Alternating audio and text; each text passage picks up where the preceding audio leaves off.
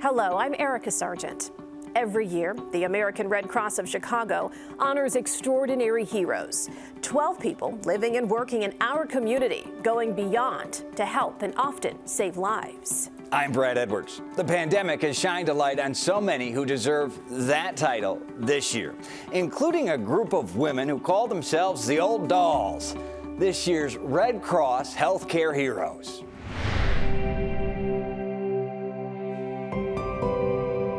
I am Raquel Culanto from Cardiac Care Unit in Northwestern Memorial Hospital. We all start working together in the 80s, I would say mid-80s. We are still remaining here, so they are called us the Old Dolls anywhere we go. Like, oh, you're one of the members of the Old Dolls, huh? So they know us by the Old Dolls. Despite the risks of our age during the COVID crisis, we all decided to stay in the ICU because we knew we were protected and safe, and we had our camaraderie. A typical day for us, we get in at about 6:45, have change of shift report, and then we take off running usually. It's a very physical job, and it's a 12 or 13-hour day. I respond to this crisis more challenging, and I would say I never even have a second thought. I was afraid, but I'll have to cross the bridge. I have to do what I'm supposed to do. The worst that we've been with this crisis is when the patients are dying without seeing their family members. It breaks us. It breaks our heart. When we see those COVID patients, that takes a long haul, but at the end, they're able to see their family. The most rewarding part about nursing in my career, I would say, has been just the relationships that I've developed over the years with my patients and my coworkers. It's just a collaborative effort here, and it's been very rewarding. Human nature is amazing, that people will step up. I think that through this whole epidemic, people really are quite fierce. If they're passionate about something, they'll do it and they'll get the job done.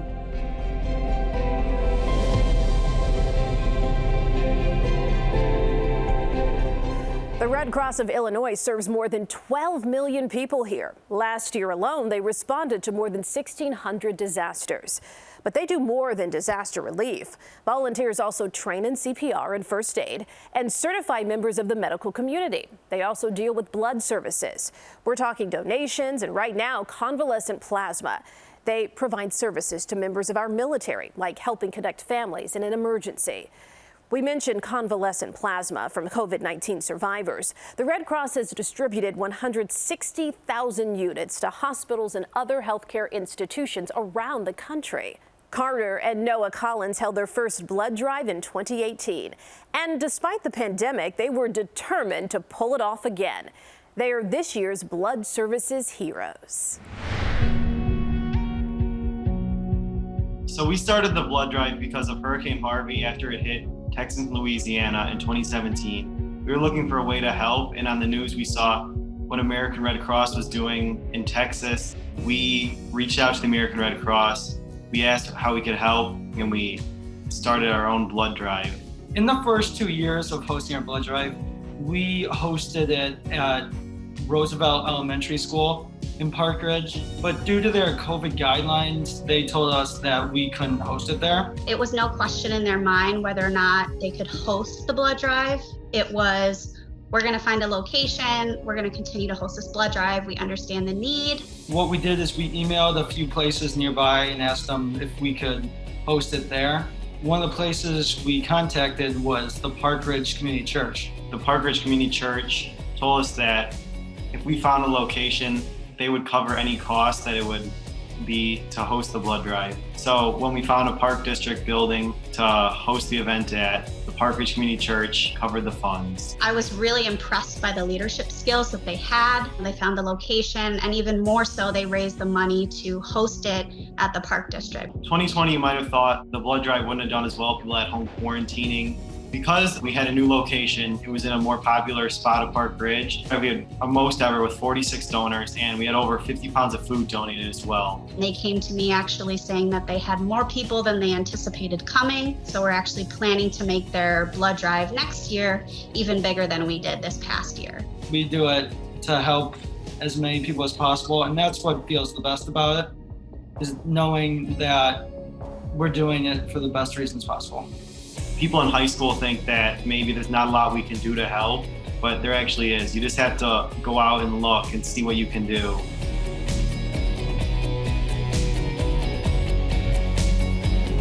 Okay, so if you have your phone in your hand, great. If you don't, grab it right now. There's a QR code on the bottom of your screen right there.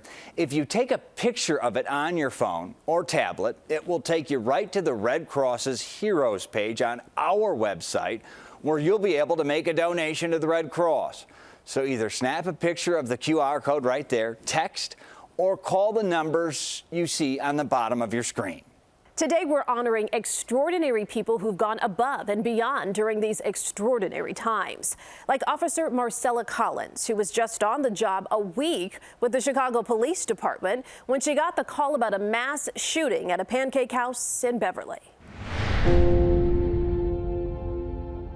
The day of the shooting, my FCO and I had just finished wrapping up lunch, and we were on our way back to the district, and then the call came over, shots fired. It was unbelievable because it said, oh, this is at the Pancake house. This is at the restaurant where people are eating. This was my first week. It was overwhelming for me. Everything was going through my mind, like how many people were shot. So we get out of the car and we're not sure whether or not the shooters are still on the scene. We approach with caution, but at the same time, people are running towards us, telling us to come help. Their friend needs some help. All that was going through my mind was the train. I'm like, okay, like a stoplight, red, green, and yellow. Who needs it now? Who can wait? And who is okay? And so that's what I did. One gentleman pulled me to an area where a victim was, and it was her and her boyfriend. Her boyfriend that was next to her, he had suffered multiple gunshot wounds. And I looked at him, I checked him, and I said, okay, he's not breathing, and I don't feel a heartbeat. I'm like, okay, so he is deceased. I asked her, where was she shot in her foot? And I checked it out, and I told her friend to he had wrapped a t-shirt around her foot. I said, keep applying pressure onto her foot, and I'm gonna be right back. I gotta go run to the truck. So I run, and I come back. I put the gauze on her. I wrapped the dressing around her foot. I said, okay, keep applying a little bit of pressure, but she is going to be good. Chicago police officers each and every day put their lives on the line. These officers arrived on the scene before the Chicago Fire Department. I'm still shocked to say that happened during my first week being on the job, but I was comfortable enough to know that I did my job to the best of my ability and I was able to help somebody. They did not have time to wait. They had to react. They had to address this traumatic injury immediately. Sometimes people have a negative connotation about who the police are right now. And then when they talk to me, it changes their whole emotions about it. Like they're very open with me. They sometimes see me more than once on a block sometimes, and they know me by name. And I like it. You know, it makes me feel good. It lets me know that I'm doing my job.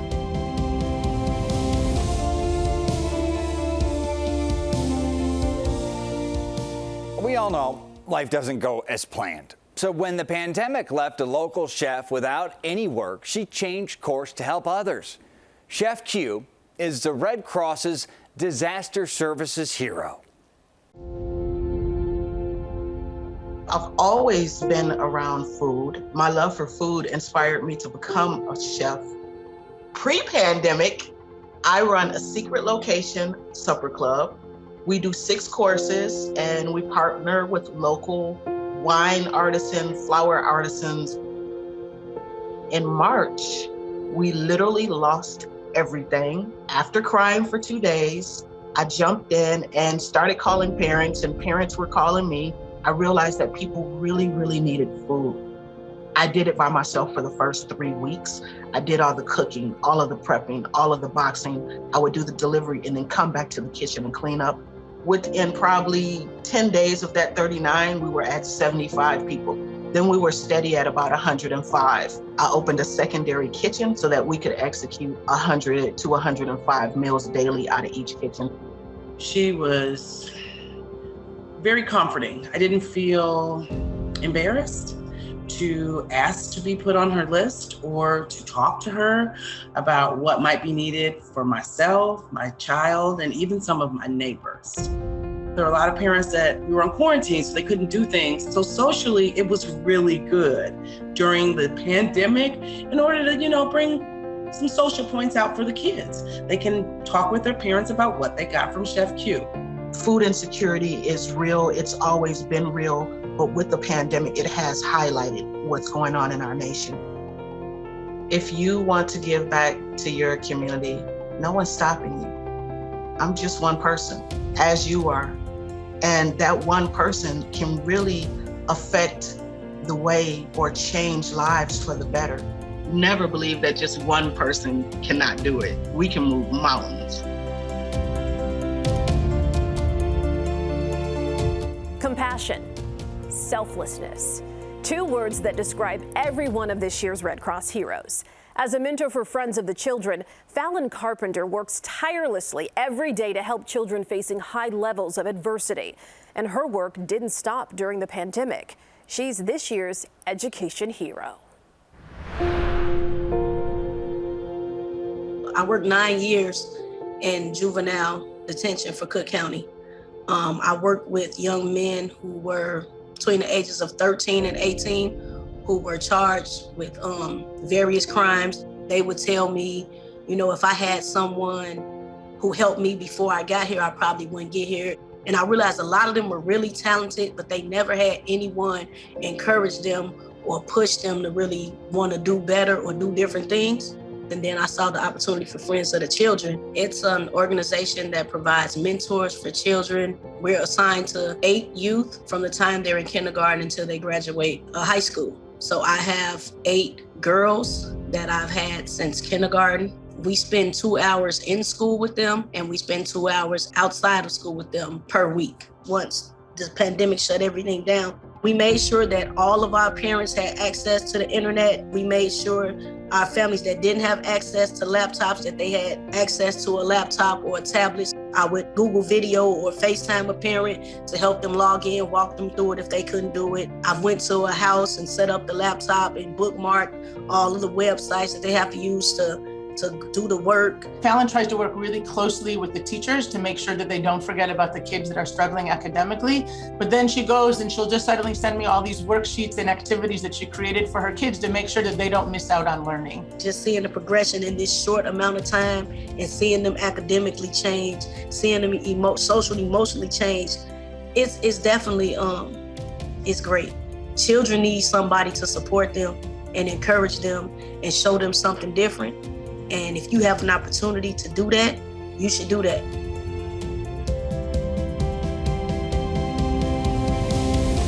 The Red Cross is almost entirely volunteer-based. In fact, 2,800 are right here in Illinois. But it's not just volunteers who help keep the organization running.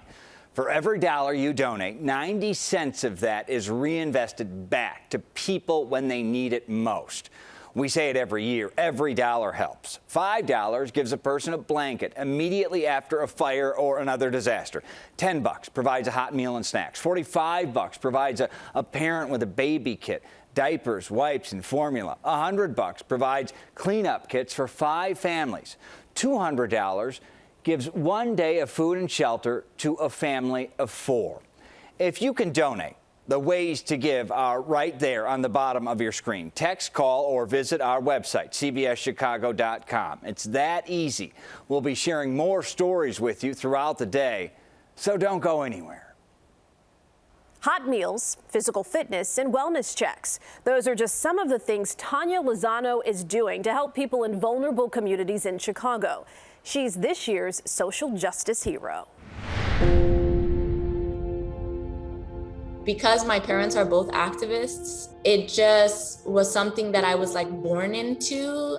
I was born into this family where social justice and social action and activism was a daily practice. I always say that my mom didn't tell me how to live. She lived and let me watch. So I realized as a fitness professional myself, I wanted to serve my community, but there was just no way to make money and feed my kids while doing it. I needed to help provide an infrastructure so that people of color, professionals of color, could come and serve their own community, but still make a living. And so Healthyhood was born. It was born 4 years ago. It started off with just me teaching Zumba classes for $1 out of my mother and my father's church. From just a fitness program, Healthyhood has turned into just a social justice organization in general. When the pandemic hit, nobody really understood how long it was going to last, but it quickly got bad, specifically for our community. It got bad really fast. So it was hard to get resources to our community. From that first run of 100 boxes of groceries and masks, we now have fed and delivered PPE to over 50,000 families, and we're still consistently doing that. We realized that testing is really what we needed in our community, and it wasn't reaching our community. So what we did was we teamed up with Rainbow Push and Core Response, and we helped them establish these pop-up sites in all of the underserved communities through our partner contacts. I wouldn't call myself a hero because I truly believe, just like my uncle said, that there are no great men and women in this world, only great challenges that ordinary people must take on.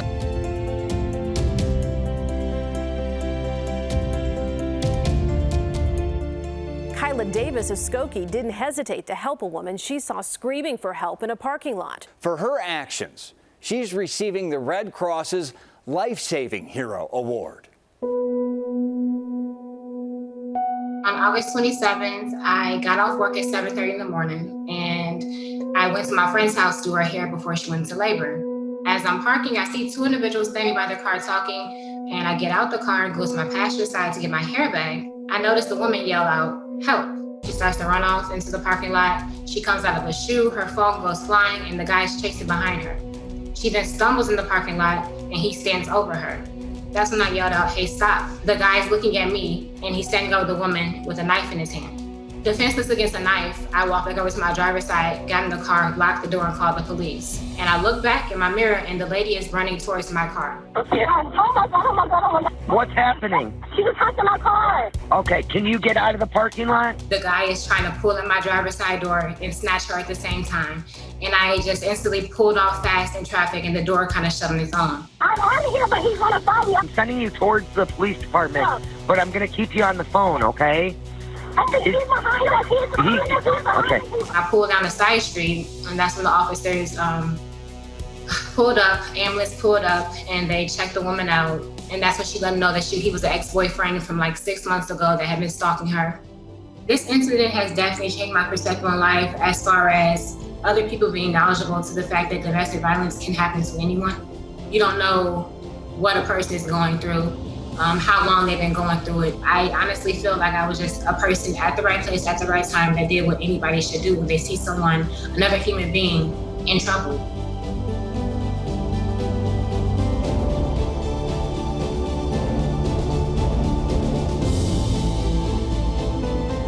So many stories of heroism and hope. Today, we're hoping you'll help support the Red Cross's mission because they do so much in our community. You can find ways to donate on the bottom of your screen. Now, I want to introduce you to a woman who has certainly stepped up to help during the pandemic. Her name is Esther Lindor, and she's the Red Cross Essential Services Hero. Esther's work is amazing because she is leading the effort to run the first online market food pantry in Chicago. If you're a working mom trying to make ends meet and put food on the table, or if you've recently lost your job and you're trying to search for a new one, navigating a food pantry can be scary, but we make it super easy. My role in the online market is everything. I manage the entire program and oversee every aspect that occurs within the program.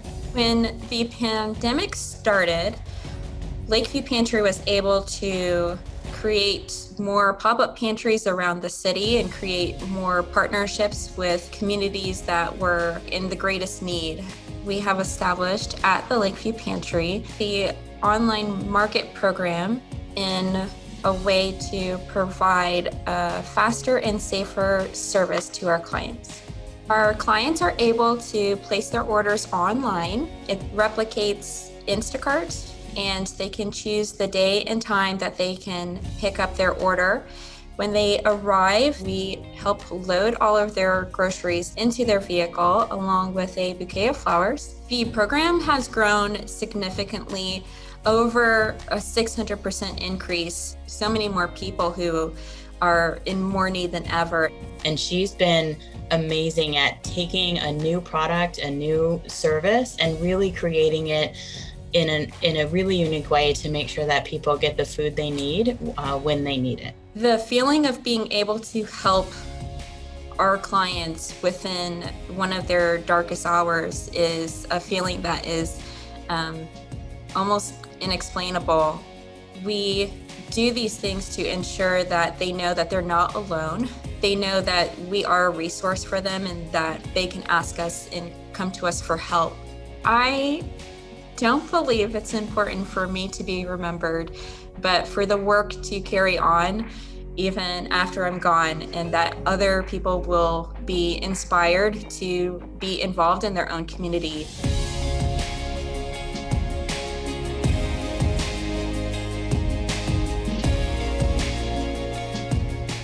In 2017, some middle school students embarked on a mission to change the name of Douglas Park in North Lawndale. Their hard work paid off, and today they're being honored with the Red Cross Youth Hero Award.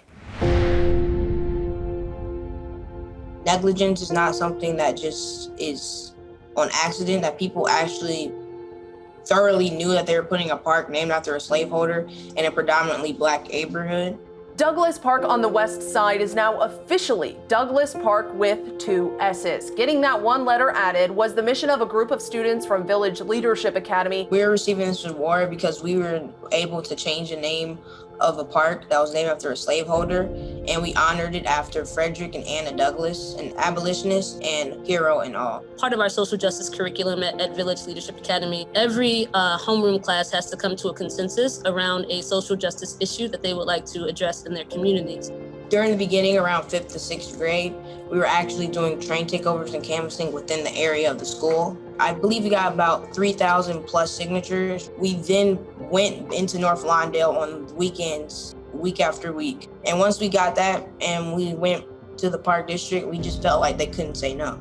I feel like it's taught everyone who was in this campaign how to use their voice better. Because at one point, everybody was a shy little kid who didn't want to come out of their shell.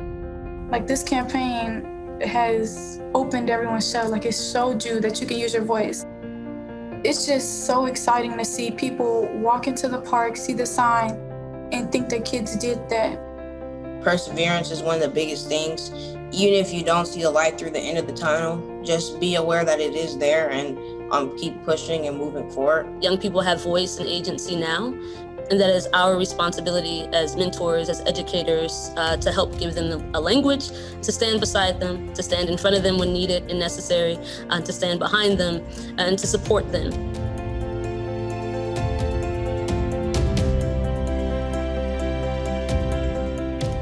This year's Global Citizenship Hero Award goes to a man who's dedicated his life to helping immigrants become U.S. citizens. And he's now mentoring those following in his footsteps. Meet Joshua Hoyt. I've worked for 45 years as a community organizer and immigrant rights organizer in Chicago and then nationally. After the attacks of September 11th, I became the director of the Illinois Coalition for Immigrant and Refugee Rights, and I led that for about 12 years. And so when I left, I became the founding director of the National Partnership for New Americans. My job was to build the organization that speak for the immigrants, getting people legal status, helping them to get legal status, ensuring that people can have health care, ensuring that children get good education. One of our biggest accomplishments was making sure that U.S. citizenship was not a privilege limited only to rich and educated immigrants. We had to fight for and then fight to maintain fee waivers so that the poor and working poor immigrants could apply for U.S. citizenship. It was about making sure that the people who have been excluded, who have been marginalized, who have been discriminated against in our democracy are brought to the table. And not because I showed up, but because they fight their way to the table. because they organize, they build their leadership skills, they get involved in politics, they understand what their community is, they do the research, they make the demands, and they disrupt, they confront until they get treated with respect. It always starts with getting people to stand up and push back.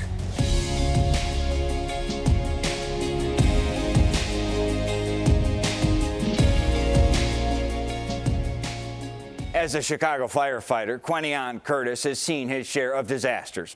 In 2018, he founded the Black Fire Brigade as a way to mentor Chicago's youth by giving them life-saving training to be firefighters and paramedics. He's this year's firefighter hero. I've been a firefighter for 33 years. I've been a part of the special operations for 32 of the 33 years. I was part of the response team for Hurricane Katrina, 9/11, a lot of major disasters throughout Chicago. When I was 12 years old, I seen my first Black firefighter get off a fire truck. And when I seen him, he inspired me to become a firefighter. When I seen him, I went, wow, that's what I want to be in life. My theory became, if you can see it, you can believe it, you can achieve it. Established December 21st, 1872, engine company number 21. This was the first Blacks that were hired on the Chicago Fire Department. Next year will be 150 years of Blacks in the fire service. The Black Fire Brigade is a community-based organization built around taking kids off the street.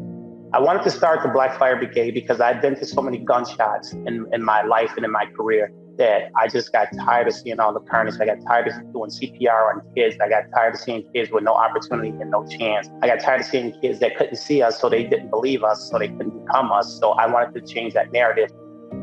So we offer in the program is our EMT program, which is the Emergency Medical Technician, which is phase one into getting into EMS in the fire service, because all parts of the fire service require EMS service now. The process is about 90 to 120 days. It requires a lot of studying. It requires a lot of hands-on training. We're helping over 332 kids, 83 single moms, 6 homeless kids to get to an EMT program. You have students that are presently working right now today in the various hospitals in ER as the emergency medical technicians. It feels amazing watching so many young people graduate because all of our students worked on the front line of COVID. A lot of people don't realize a lot of our EMTs were used during COVID. My story is that young people need an opportunity. We often forget they're 100% of the future. And if we don't guide them now, who's going to guide them later? Here's that QR code. Grab your phone or iPad, take a picture of it, and you'll be directed right to our Red Cross Heroes page where you'll be able to make a donation to help the Red Cross continue its mission. Life doesn't always go as we plan. So when Akbar Arsiwala had to put his military career on hold, he found another path, helping set up food pantries for veterans in need. He's the Red Cross military hero. In high school, I took a visit to the Naval Academy with my mom and decided this is the only school I want to go to. I graduated and I was slated to join the Navy Explosive Ordnance Disposal Community. I got about halfway through and unfortunately had a pretty severe training injury, so I ended up getting medically discharged early. I was looking at, what's out there? What can I do to continue serving? And the Travis Manning Foundation, they needed someone to come and work and manage the Midwest regions. I moved to Chicago in January of 2020, and then COVID hit. In that moment, I realized that the veteran community specifically needs to get together and we need to figure out how we can respond. The Jesse Brown Pantry had to close their stores. Tons of other pantries were gonna have to shut down as well. That became part of the goal. Was let's respond to this and let's find a way to succeed here. We solicited donations from really across the Midwest, and we were able to collect enough funds to open up for the first time. We had 9 different veteran organizations present, plus another 10 to 15 volunteers. We were able to serve 200 families that first day. And that's where the McCormick Foundation came in. They were actually generous enough to offer us a grant to continue funding us for the rest of the year. The beauty of the food pantry was every month I'd get a call from somebody else saying, hey, I've got 40 cases of water, can I bring those by? Or hey, I've got free pet food. By the end, we were actually averaging about 15 to 20,000 pounds a month distributed. The veterans who volunteer, some of them who came that first time we did it in April have came every month since then. It also feeds that sense of purpose and that service that we all felt while we were in uniform. I think about my military service and to be quite frank, it wasn't what I thought it was going to be. I was in for only a couple of years and I thought I was going to make a career out of that. Your identity is not your job. It's not your career. It's really your values. If you're wanting to serve, just start with what you can manage, and I promise that others will take notice and you'll have a team behind you in no time.